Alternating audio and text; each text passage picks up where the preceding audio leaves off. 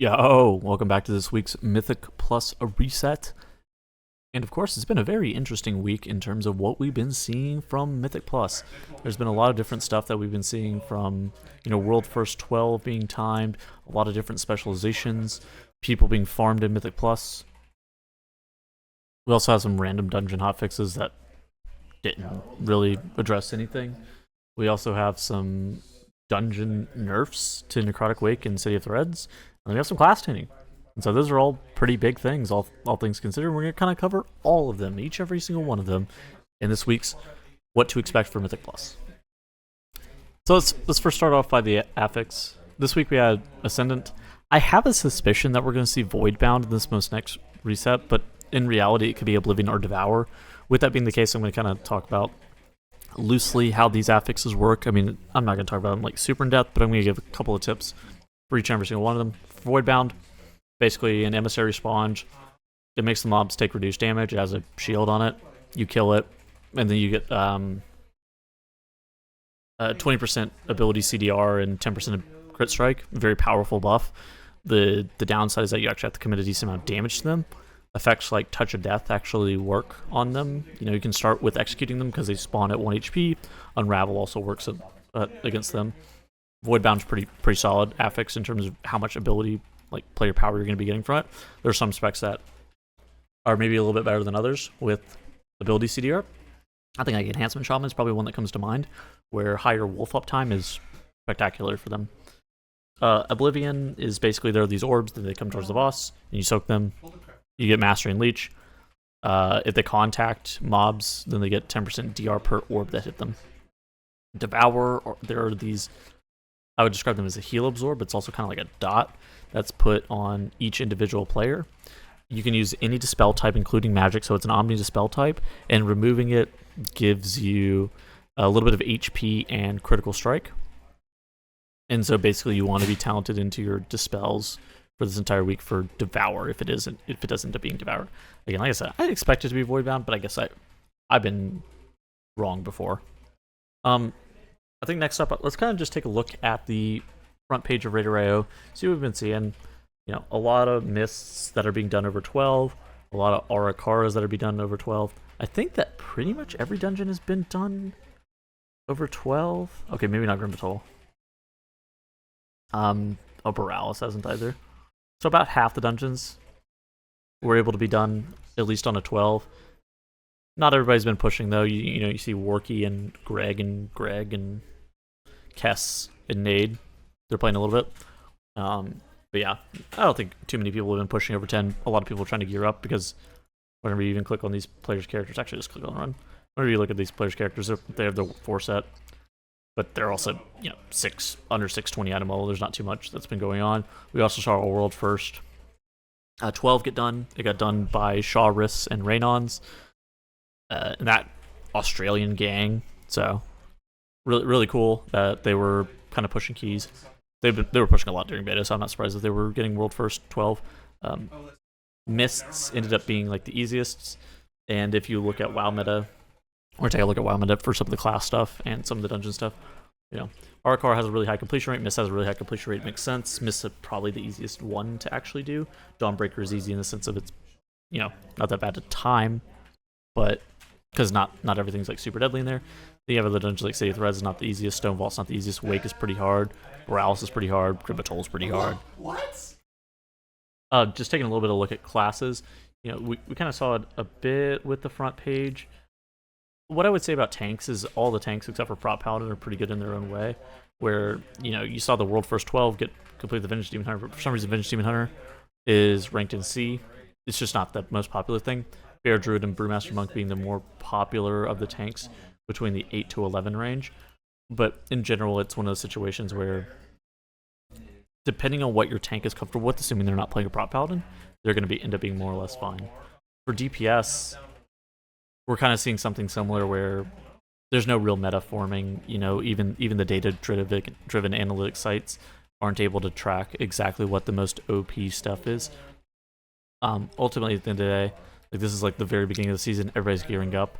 You should probably just invite the highest IO or most qualified players into your group, highest eye level players in your group. Maybe the people with the with tier sets and stuff like that. We've also seen, from range DPS, more of the same, where the stuff that you're seeing with the data-driven analytics isn't representative of how a lot of these specs are performing. And with that being said, we've also had a little bit of class tuning. BM's getting buffed, particularly aimed towards Mythic Plus. BM still has the same issues where, they just don't really do enough AoE, where Beast Cleave and Kill Cleave doing a little bit more AoE damage.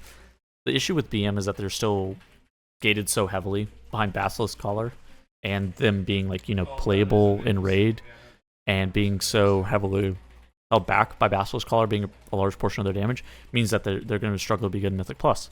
For Fire Mage, they got some targeted AoE buffs. They weren't pressing Flame Strike before. Living Bomb was about 6% of their damage. I think Flames is 20% damage gain is not terrible, but this isn't gonna move them from being low DPS to high DPS. I think the buff that they received previously helped them, but why would you play Fire whenever you could play Arcane? Kind of the question here. Additionally, Frost is actually getting buffed. Frost wasn't pressing GS on AoE situations before, and so a 20% damage gain to GS isn't the craziest thing. A lot of the Frost mages are just kind of spamming Lance on AoE. You press GS on single target. This might change when you're pressing GS in Mythic Plus, but I have a suspicion that this is just going to be a buff in very specific situations. And then the buff that probably matters the most is this is the second consecutive Shadow Priest buff that we've seen. We did see a Aura buff previously with a Psychic Link nerf, and now we're seeing another just flat Aura buff, no Psychic Link nerf to compensate or anything like that. So this will definitely help Shadow Priest, and I think this is the buff that probably matters the most. For Resto Druid is straight in the gutter. They are completely garbage in raid. Now, Mythic Plus are a little bit less bad. They do have some upsides in Mythic Plus, but I think that they kind of struggle from the same thing that you see in raid, where their HPS is just, a decent amount worse than other stuff, and kind of run into the situation of why would you play a Resto Druid that struggles to top people up whenever you can play a Preservation Evoker or Resto Shaman, and they can keep everybody topped relatively easily. And so, with how difficult these dungeons that we're seeing right now, and how difficult these dungeons are and how much damage that they're doing to players, I think that you really want the maximum HPS healer. And so Resto Druid, it's not necessarily that. The only other major stuff to be talking about is we saw a couple of nerfs this week. First off, it was to Necrotic Wake, and the other time was to City of Threads. For Wake, the Gatekeeper's going to give a little bit more count and do a little bit less damage.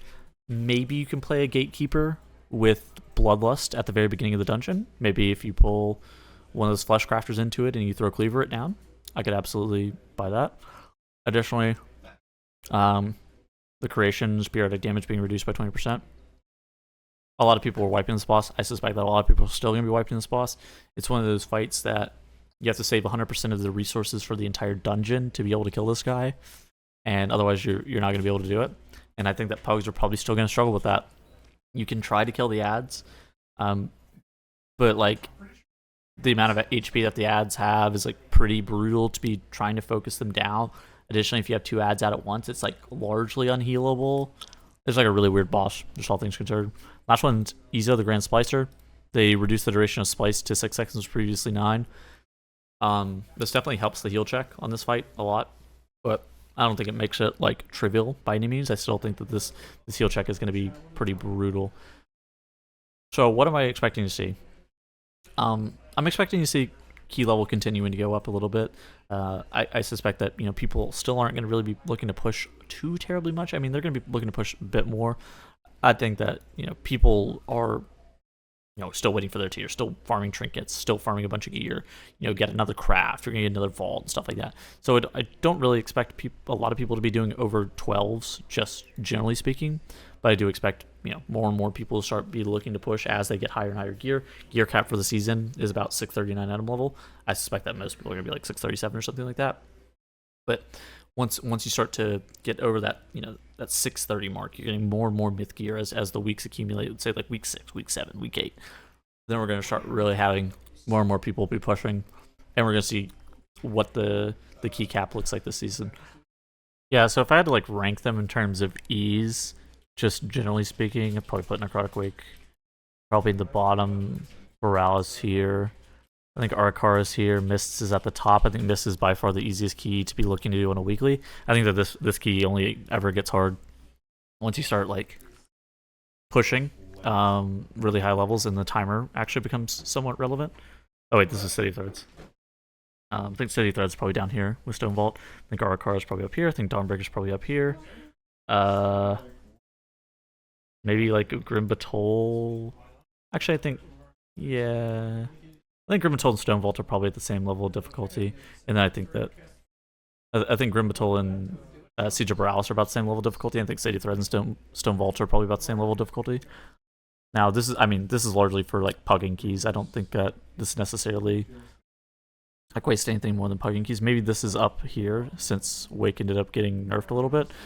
But in general, I mean, if you're looking at pug keys, this is about how I feel about the dungeons in terms of ability to be able to complete them. I think that Grim Batol might be even in C because so few people do it that it's actually really difficult in a pug situation because, like, if you're not doing it a bunch, yeah, of course you're not going to, like, actually know what's going on.